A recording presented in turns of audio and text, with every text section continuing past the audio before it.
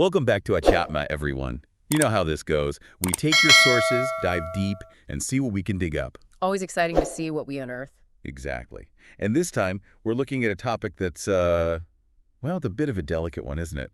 Can romantic love actually lead to spiritual enlightenment? A question for the ages. It really is.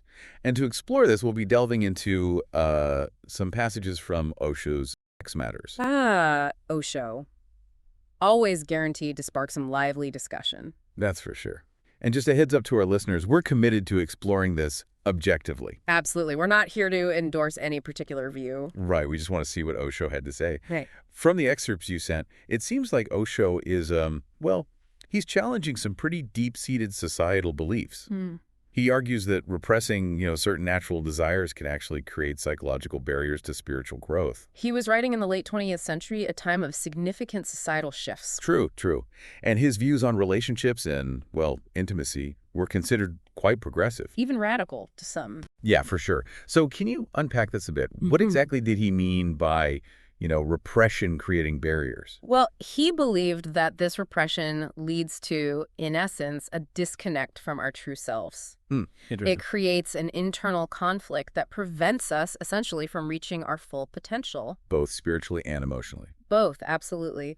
And he directly connected this to societal norms around intimacy. He felt that the more we deny these natural urges, the more inner turmoil we create, and that holds us back. So it's not about just giving in to every impulse. No. It's more about, acknowledging those desires. Yes. Understanding them as part of our natural being. Got it. Osho saw intimacy as a fundamental life force, Okay. a source of energy Okay. that can be channeled, transformed. He used this powerful analogy, coal transforming into a diamond under pressure. Oh, wow.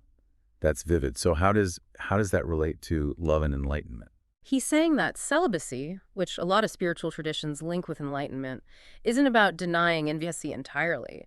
It's about taking that raw energy and refining it. Like coal, under intense heat and pressure, becomes a diamond. Okay, I see. So instead of suppressing those urges, we should look for ways to, well, kind of transform them into something More meaningful, yes. more meaningful. But what does that actually look like practically? That's where Osho introduces his concept of transforming passion into what he calls motherly love. Motherly love. I've heard this phrase before, but honestly, it's always been a little, I don't know. I'm not sure I fully grasp it. What did he really mean by that? It's a bit more nuanced than just, being nurturing. Osho believed the intense passion we associate with romantic love, it can evolve into a broader kind of love. Okay. Something that resembles the unconditional love of a mother. He even tells a story, an anecdote about Gandhi's wife.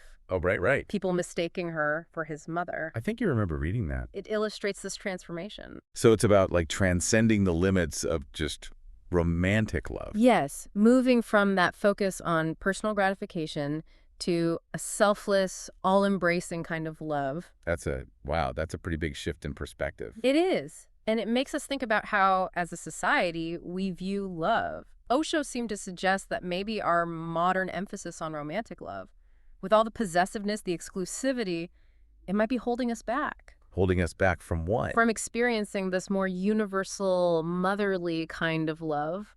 That's a really interesting idea. Yeah. It makes you wonder, if we're so busy looking for the one, are we missing out on a chance for a deeper, a bigger kind of love? One that goes beyond romantic relationship. That's a great point. And it leads us to another important part of Osho's teachings, his emphasis on open and honest conversations about intimacy, especially with children. He felt very strongly that children are naturally curious. About intimacy and relationships. Absolutely. And by shielding them from these conversations, we're really just creating an atmosphere of shame. And secrecy. Exactly. And that can lead to unhealthy attitudes and behaviors later on. It's a pretty bold stance, Yep. especially for the time he was writing in. Yeah. So instead of, the traditional approach of just avoiding these topics, what did he propose? He advocated for open and honest conversations with children, tailored to their age and understanding, of course. Sure. He felt that would help children develop healthy attitudes, a sense of respect for themselves and others. I see. A lot of parents, understandably, might find that challenging. Yeah, I can imagine. Did he offer any guidance on how to, actually approach these conversations? He stressed using clear, accurate language, creating a safe space for kids to ask questions, Okay. express their feelings. He felt parents shouldn't shy away, even if they felt a bit uncomfortable themselves. So it's about breaking down those taboos, Yes. normalizing these conversations. Exactly. Treating intimacy as a natural part of life. And that, it links back to his whole philosophy of confronting repression, embracing our true selves. Right, right. That makes sense. This is really fascinating stuff. So where does this lead us in terms of, well, love and enlightenment? It brings us to another interesting aspect of Osho's teachings. He explores the transient nature of physical intimacy. Transient nature. And he compares it to, the fleeting bliss of those experiences, to the kind of sustained joy that a yogi might experience in deep meditation. Okay, that's an interesting comparison.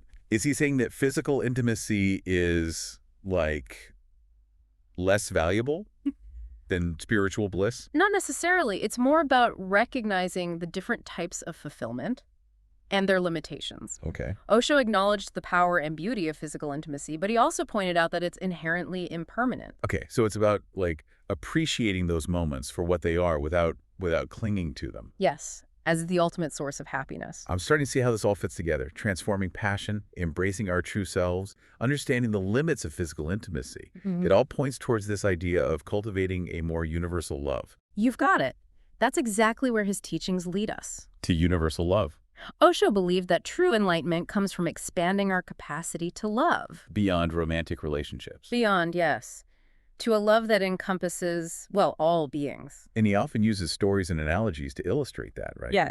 I remember reading about that farmer who got so obsessed with his new clothes that he couldn't even enjoy visiting his friends. Yes, that's a perfect example. Osho uses that story to highlight, well, the dangers of clinging. To anything. Even to seemingly good things, like romantic love. Okay. He argues that this attachment, the possessiveness, it creates a barrier to experiencing true freedom and joy. So even love, if it becomes possessive or conditional, can be like a roadblock on the spiritual path. Exactly. And he contrasts this with the yogi, remember? Right. Who is free from such attachment. Right, right.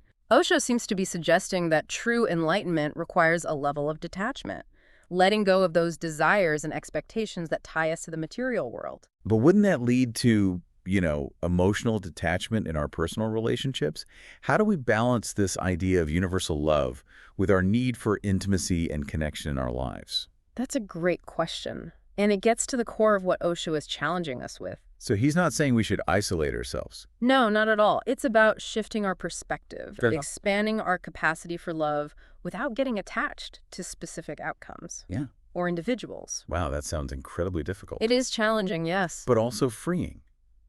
How do we actually cultivate this universal love? Did Osho offer any practical advice? He did. One that stands out is, well, there's a story of this fakir. He instructs a visitor to apologize. To what? To a door. Right. And a pair of shoes. I remember that story. It's a bit odd, isn't it? But I think I get the point. Right. Osho's highlighting the importance of treating everything, even inanimate objects, with love and respect. Okay, so it's about cultivating a sense of reverence for all of creation. Yes.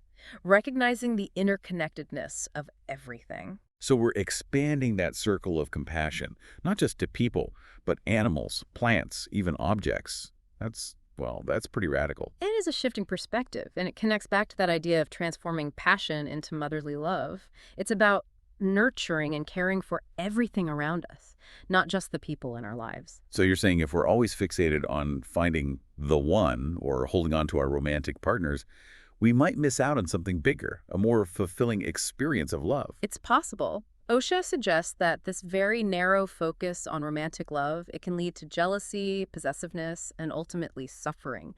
He contrasts that with the peace and joy that come from cultivating a more universal love, unconditional love. Powerful stuff. Yeah. But if romantic love isn't the path to enlightenment, what is? Does Osho offer any guidance on that? He does. He places a lot of emphasis on meditation. Meditation. As a way to reach what he calls superconsciousness. He believed that meditation helps us, allows us to transcend the limitations of, well, both the physical and mental realms, and to connect with our true nature. By superconsciousness, he means like a higher state of awareness, a deeper understanding of ourselves, the universe. Exactly. It's about moving beyond the ego, that small self, and tapping into a more expansive consciousness, one that connects us to everything. Osho believed meditation was the key to unlocking that. So while he sees the power of, intimate connection, it's more of a stepping stone, a possible pathway, but not the end goal. You could say that. He seems to suggest that the energy, the passion of romantic love, it can be a catalyst for growth, but ultimately, we need to find a path that goes beyond those limitations. It's like romantic love can be an amazing teacher. It shows us how deep our capacity for connection, for devotion can be, but true enlightenment requires a more expansive kind of love, a love that doesn't exclude anyone. Exactly. And that brings us back to the big question we started with. Can romantic love lead to spiritual enlightenment? Right. From what we've discussed, it seems like Osho might say, romantic love by itself isn't enough. It can be a starting point, but true enlightenment requires a much broader, a deeper experience of love, one that includes everyone. I think that's a fair assessment. Osho encourages us to really look at societal norms, explore a more expanded view of love, one that's not just about personal satisfaction, but embraces a more universal, selfless connection with all beings. This has been really insightful. It's definitely given me a lot to think about. Love, consciousness, the whole human experience, really. Mhm. Any final thoughts on this deep dive? What strikes me is, how relevant Osho's work still is, even decades later. His ideas about love, relationships, spirituality, they still speak to people today. He makes us ask questions that are just as important now as they were then. Questions about our own beliefs, about different paths to growth, both personal and spiritual. He really does. And maybe that's the biggest takeaway from this. The importance of questioning, exploring, seeking a deeper understanding of love in all its forms. Beautifully put. Whether it's the passionate love we share with a partner or the expansive love we cultivate for all beings, love has the power to transform us, to guide us on our spiritual journey. And ultimately, the path to enlightenment, it's a personal one. What works for one person might not work for another. The important thing is that we engage with these questions honestly and thoughtfully. Find a path that aligns with our own values. Well said.